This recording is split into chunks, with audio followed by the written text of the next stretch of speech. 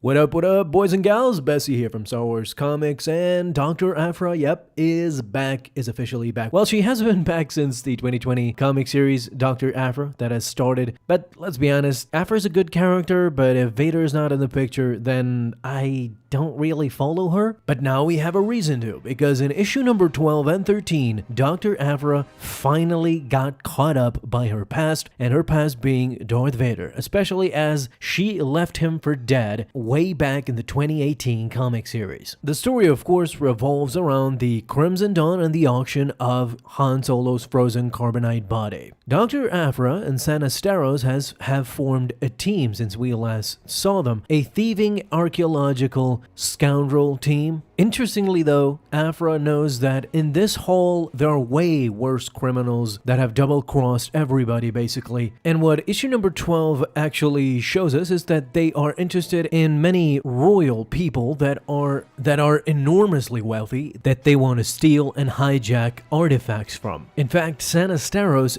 just wants to get it over with, but Dr. Aphra tells her to act cool. Nobody knows they're there, but a hooded figure is on to them. "You're Aphra," says the hooded figure, as Aphra is immediately scared and baffled. "Who?" "The thief. I don't know your friend, but tell her to take your hand off her blaster. This isn't the sort of place you want to start shooting." Once things calm down, the mysterious hooded figure releases Aphra, but now it's Aphra's turn. She says, "Thank you. I may be a thief, but I'm also a noted archaeologist. I know my history. For example, I recognize your voice from those Battle of Coruscant holovids. You're one of the old clone soldiers." With this line, of course, we now understand that this is a Jango Fett clone that is hiding out amidst all these criminals and people who would eventually recognize a Jango Fett clone. Now, this series has been intertwined between War of the Bounty Hunter series, Darth Vader, Dr. Aphra, Star Wars comic series. Everything has been bunched up and intertwined.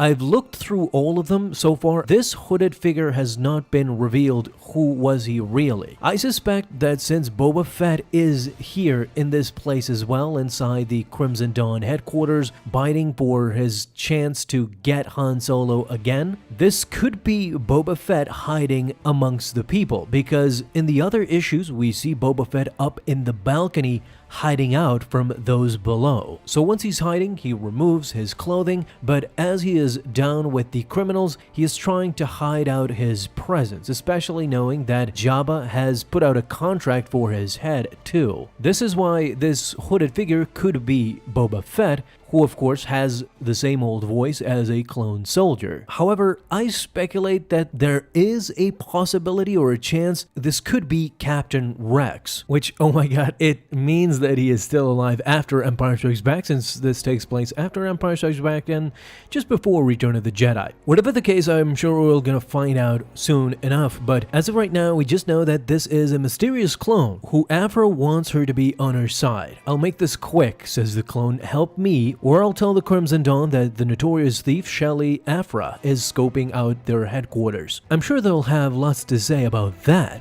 as the clone is pointing towards the guards. "If everyone else here doesn't tear you to pieces first. What do you want, mysterious, absolutely unique, and definitely not cloned stranger?" says Aphra.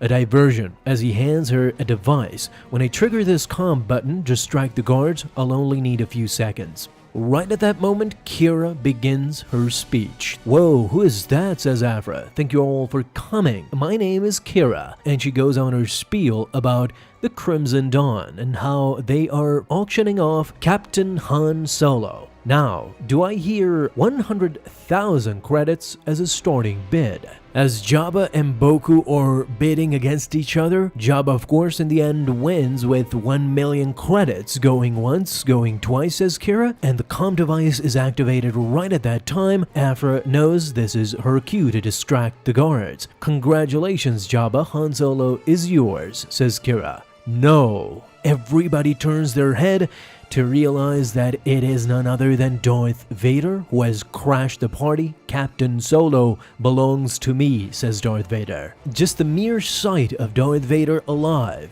gives Aphra PTSD. We need to go, as she screams at Sanastaros. She's looking at Vader from afar. Vader, no, no, this can't be. As she now recollects from the 2015 comic series, Vader just shoving her into an air vent just to shuttle her off into space. Now she goes on a full panic attack mode. She can't breathe as she still recollects Darth Vader force choking her to near death. She is sweating bullets.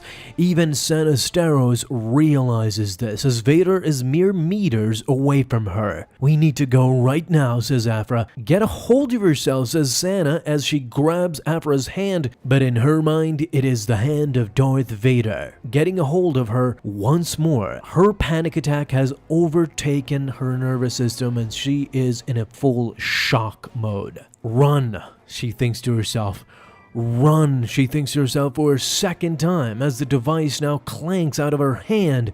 "Run," for the last time as Vader turns his head to the right and seemingly notices Dr. Aphra. This continues beyond the 12th issue. Now we go to the 13th issue where, look at that, even Lucasfilm and Disney are kind of clickbaiting with these covers because unfortunately we do not get Vader confronting Aphra and Sanastaros with his lightsaber, although she still recollects the last words that Darth Vader told her. "I will find you." "Yeah, I know," says Aphra. Aphra left Darth Vader to die on that place, and now she is deathly afraid that Vader will keep that promise. Of course, we see that Vader does turn his head at this moment, looking at the direction of Dr. Aphra, as Aphra is still sweating bullets, afraid that Vader will approach and kill her. But it seems that Sanastaros at that moment blocked Vader's view from actually realizing that that was Aphra, as Vader does not move.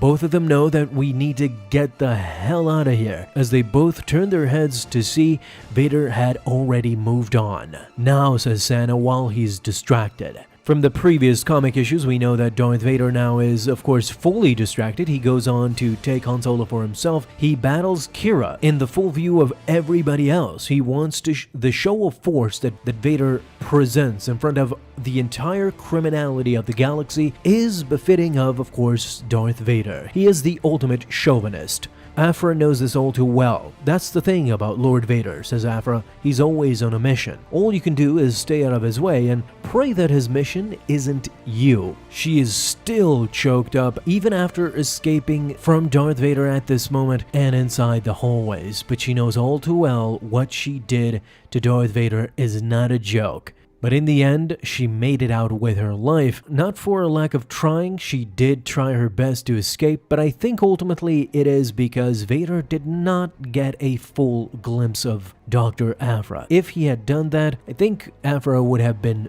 dead for good. It went through my mind that Darth Vader might have actually seen her, but his mission to get Han Solo and get Luke Skywalker in the end was too important for distractions like Aphra, and he might have just let it go. But in other comic series like the Star Wars comic series and the Darth Vader comic series, Vader does not mention Aphra at this moment at all afterwards, and it seems that this might have just gone by without Vader actually getting to notice Dr. Aphra. And it might have been for the best, since we will definitely see them meet up at some point in time in this comic series. So guys, what do you think about Dr. Aphra escaping with her life and getting force choked indirectly by Darth Vader? Thank you guys so much for watching this video, and if you enjoyed, leave a thumbs up down below, subscribe for dailies. Now you can have an awesome day, Star Wars fans.